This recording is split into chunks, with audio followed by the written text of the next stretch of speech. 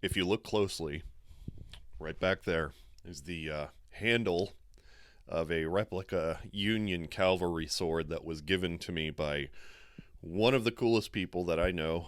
His name is Kevin. He's a Marine. Um, and I am struggling to find out where I'm going to put that son of a bitch. The sword, not Kevin. A wise guy, eh? Salutations, fellow nerds. I'm Rick Y, and today is September 8th, 2025.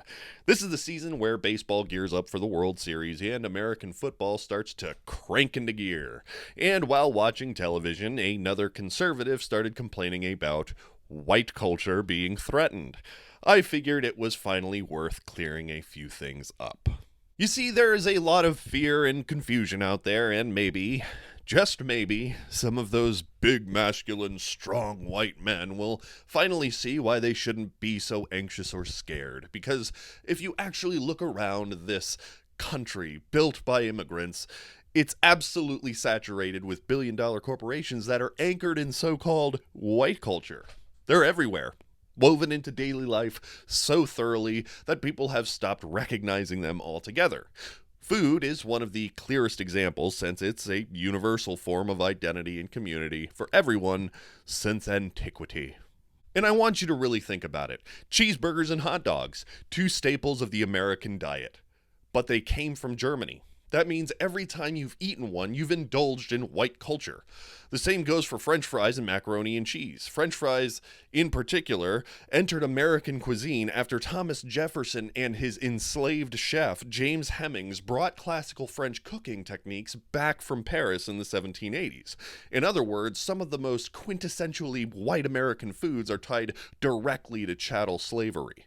And while American cuisine is diverse, the truth is the most common foods at sporting events and everyday meals are rooted in predominantly white European traditions. But let's not stop at food.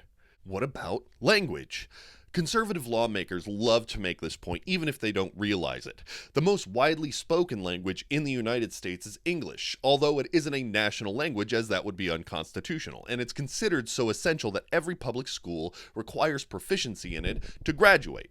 Globally, English is used almost everywhere. You won't find French spoken in every store in America, but you will find English in nearly every store in France. And that's the legacy of colonialism, which is enforced assimilation through language for centuries. In North America, indigenous children were once forced into boarding schools in the 19th and 20th centuries where they were beaten, humiliated, or isolated for speaking their own languages.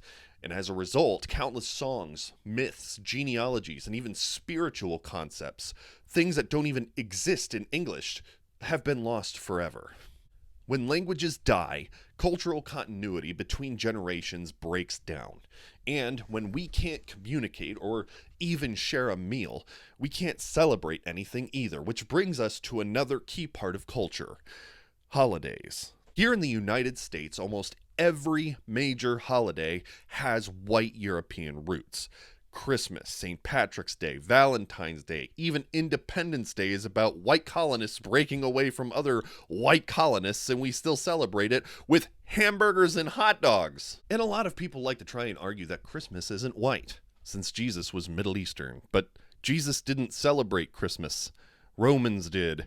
After appropriating existing traditions, Saturnalia, December 17th through the 23rd, honored Saturn with feasting and gift-giving, while Sol Invictus on December 25th marked the rebirth of the sun. Early Christians deliberately picked that date to Christianize the season. And if you doubt it, ask yourself why the Nativity features shepherds in late December, when, historically, they wouldn't have been in the fields in the cold, rainy nights in Bethlehem.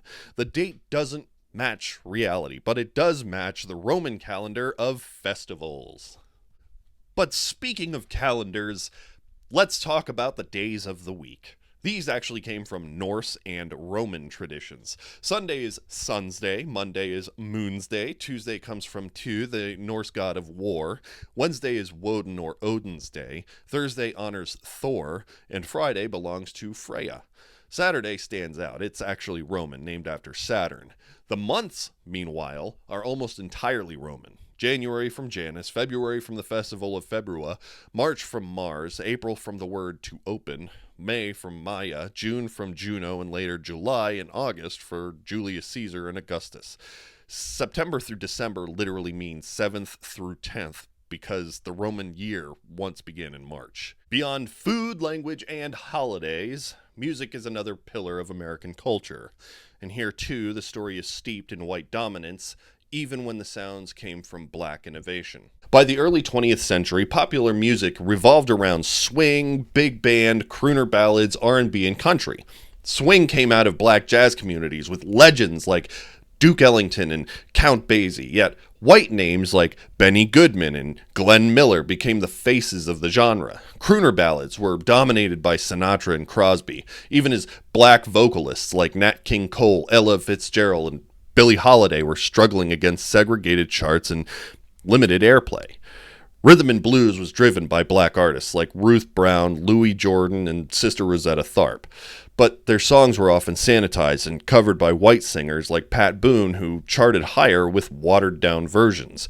Even country music, marketed as a white rural genre, owes much to black traditions. The banjo came from Africa. Blues shaped the sound, and DeFord Bailey, a black harmonica player, was an early Opry star before being erased from its history. Luckily for the people of the world, after World War II, all of these influences fused into something called rock and roll. And rock's DNA is undeniably black. Chuck Berry, Little Richard, Fats Domino, and Sister Rosetta Tharpe laid the foundations, yet Elvis Presley and other white performers reaped the mainstream fame, the record sales, and even radio time. Elvis's 1956 Hound Dog is iconic, but Big Mama Thornton recorded it in 1952. Elvis's That's All Right was hailed as the first rock song, but it was written and recorded in 1946 by Arthur Big Boy Crudup. The pattern repeated. Black artists innovated, white artists profited. So I guess I just have to ask, if white Americans have dominated food, language, holidays, and music while also co-opting traditions from others, how can anyone seriously claim that white culture is under attack? At nearly every turn, white society hasn't just protected its traditions, it's forced them onto others while stealing credit for the cultural wealth of marginalized groups. That's why it's so baffling to hear complaints about Spanish speakers or to see people rocking out to Rage Against the Machine at a Trump rally without realizing the irony.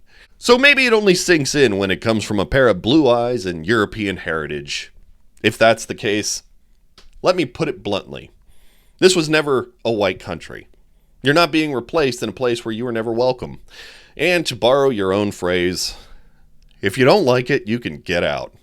Anyway, have a great Monday, and y'all come back now. You hear?